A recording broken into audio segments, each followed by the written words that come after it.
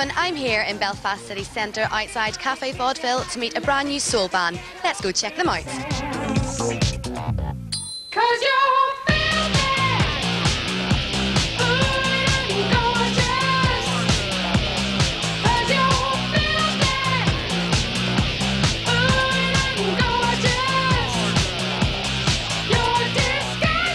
for a lot of people that possibly haven't heard much about you, can I just get you to explain a little bit about yourselves? Four Story are a male vocal quartet.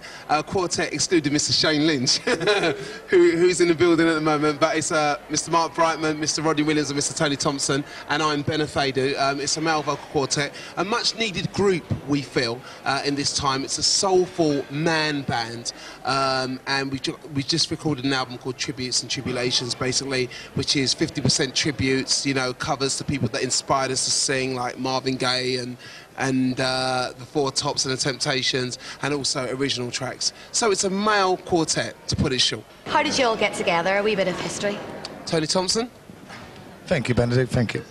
Basically, we've all been best friends for about 15 years nearly, and we've all done individual projects, but it was the right timing, thank God, that we've all got together and said, well, look, we've done all these different things in music, why don't we get together, and two heads or more gathered is much better.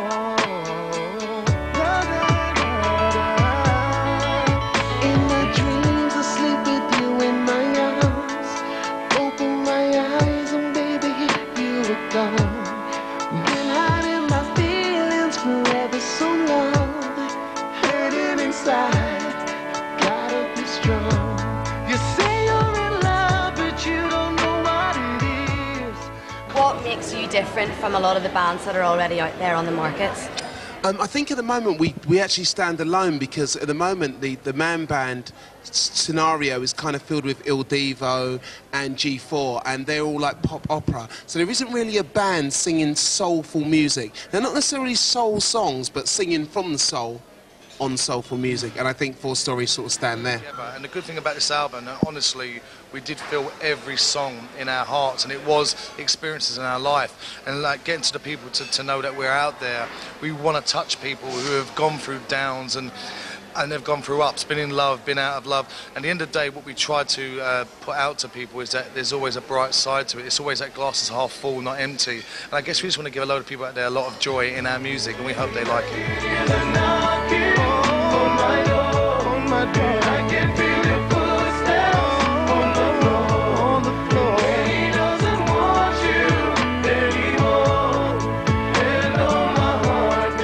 In 2004, the idea sort of came about for Four Story, basically. Actually, you know, I'll be totally honest, it was like watching Steve Brookstein on The X Factor and watching some of the songs that he had sung and realising that there was a kind of soulful market going on. Then he came out with his single, which was Against All Odds by Phil Collins. He'd done the cover of that, and it just wasn't the right single. And even though it sold huge amounts, it wasn't the right single. And that wasn't due to him, that was due to his record company. I don't think they quite knew the genre that he was kind of aimed at. And I just thought, crikey, he's not filling that gap that's so needed. So I thought, well, why don't, you know, I get together, myself and some other friends, and cover that kind of gap with much needed soulful music. But in order to do soul in this day and age, or to do, you know, to sing from the soul, you kind of need to trace it back. And to trace it back, you need to go into things like the Motown era. And my voice wasn't capable to cover the Motown era properly. So I went and chose 3 other singers who could do that. How are you going to market yourselves to appeal to, obviously, like the masses that you're wanting to buy your album, come and see you in concert? What's going to stand you in good stead? I think what's going to stand us in good stead is our voices and performing live. When we went to record the album, we was aiming for like 25-year-olds upwards, but basically, as we've been performing live, we've done the Royal Albert Hall with Tony Christie. We supported him, which was amazing for us, and we're actually finding that we're going right across the board. We're actually hitting the audiences as well as older audiences. So, you know, I think it's just our voices are unique, but they blend together well. So where do you see yourselves, say, in a year's time?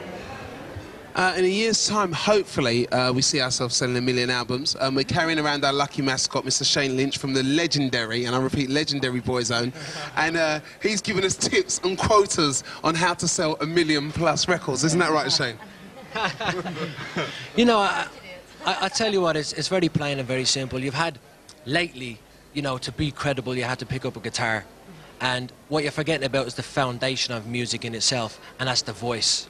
And what you have in 4-Story is 4 voices, and very, very beautiful, soulful voices you want to listen to. And I think no matter what group you hear, you go through different stages in life of music, and you're back to the stage where now it counts on who can sing and who cannot. And that's why these boys are going to represent definitely in 2006. What advice would you have for 4-Story if they hit the big time? It's funny you say that, you know, because I was literally just talking to Benny upstairs, and From again, what you build upon is pure work. And you know, today's a busy day for us guys, or these guys rather, and you've got a few radios, you've got TVs, you've got different schools you have to visit, etc. And you've got to fit all that in one day. It's easier to take a lackadaisy day, you know, chill out, have a bit of lunch, do a radio here, do a TV there. It's not about that, you know, it's about some serious hardcore work. And that's what we're going to do, you know what I mean? Going to lay those foundations from day dot, work hard. The more people you see is the more people buy your record, and that's always the bottom line. You have to relate to people, people relate to you, you sell your music.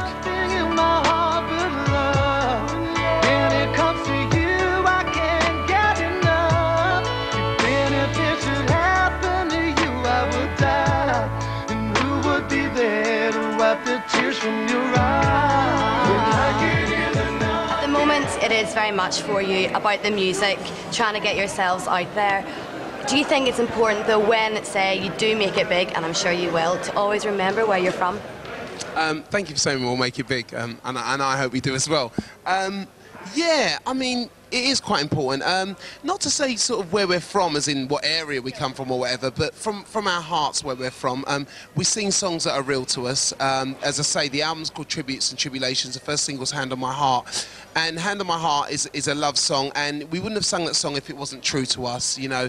Go out, it's really clever lyrics. I don't want to spoil it for anyone who hasn't heard the song, so please go out and listen to the lyrics. But it's a really clever song and stuff. And the album's definitely from us, but we felt to give the truest album, we had to show the people that inspired us to sing. So we done, you know, well, some people say covers, but we think covers is a really dirty word, so we call them tributes. So we done like 80% tributes on the album. Look, this is where we're coming from, and the Tribulations are the original tracks, and this is where we hope to go.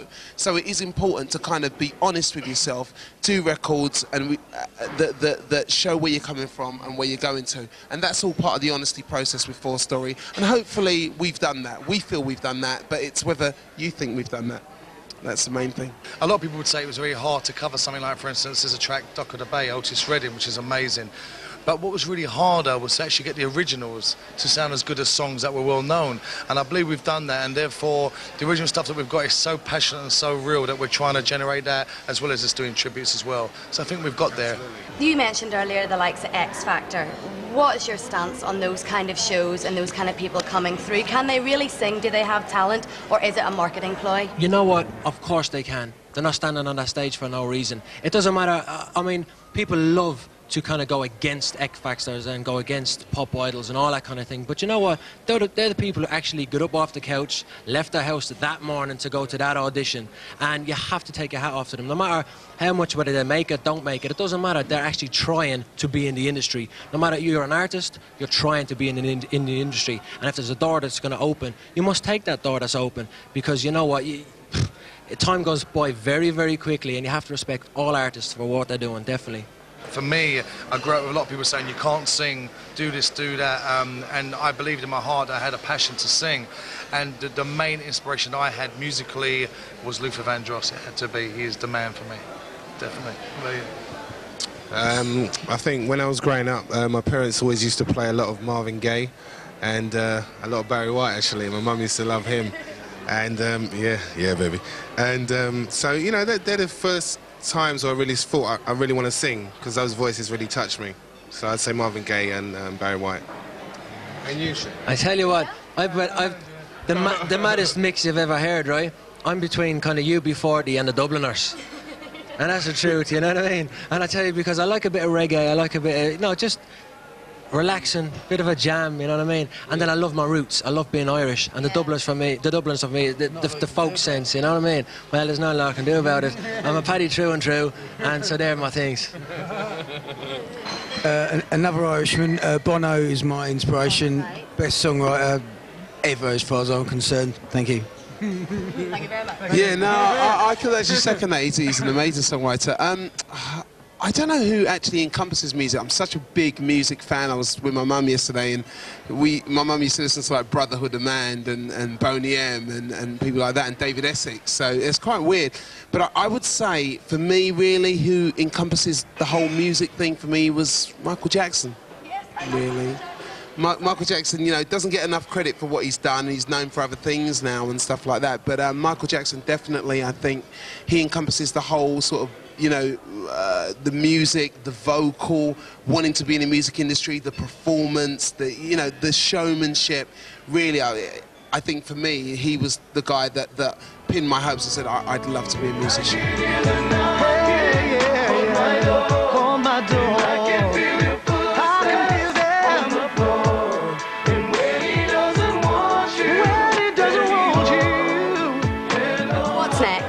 What's the next step from you leave here today, talking to me? Where are you going? The next step for Full Story is to make our mark this year, really, in everything we do. As Shane says, you know, there is a work side of it, there is a work rate.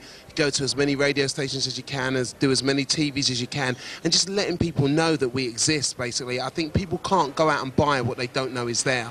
So all this kind of, and that is what promotion is. It's not promotion just for the sake of wanting to be famous. We're actually sort of offering, or I suppose we are selling a product, but it's like saying, look, you know, these are the songs we're writing, these are the songs that we're making and stuff like that. And we want people to hear them, and once they hear them, they have a choice whether they can go out and buy them. So this whole year is going to be about that. It's going to be about, you know, putting Full Story on the map, going and doing stuff, and just, you know, sort of promoting ourselves.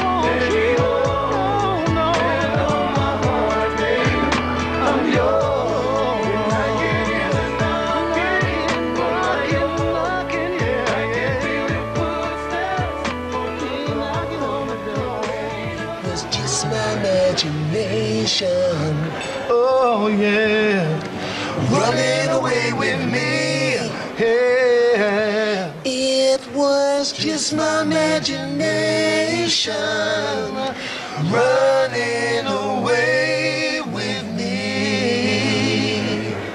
And I said if I asked you that I would melt, and I just melted. Thank you. That was very You got good. applause from downstairs, you did. See, we're queuing up already.